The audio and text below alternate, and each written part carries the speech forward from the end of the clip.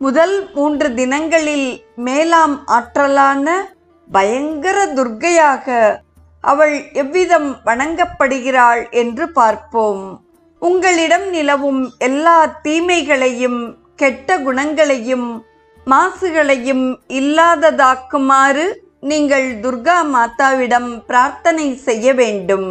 ஆன்மீக சாதகனிடம் நிலவும் கீழான விலங்கு இயல்புகளுடன் அவள் போரிட்டு அவற்றை இல்லாததாக்க வேண்டியுள்ளது.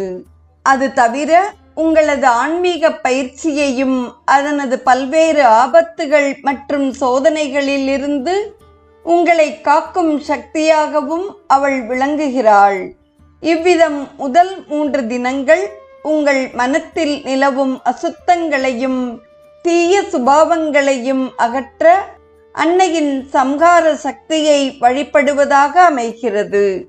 பழைய தீய வழக்கங்களையும் அசுத்தமான இயல்புகளையும் எதிரிடை ரீதியில் இல்லாததாக்கும் உங்கள் முயற்சியில் ஈடுபட்ட பின் அடுத்த முயற்சி நீக்கப்பட்ட அசுர இயல்புகளின் இடத்தில் ஒரு சிறிய ஆன்மீக தன்மையை உண்டாக்குவதே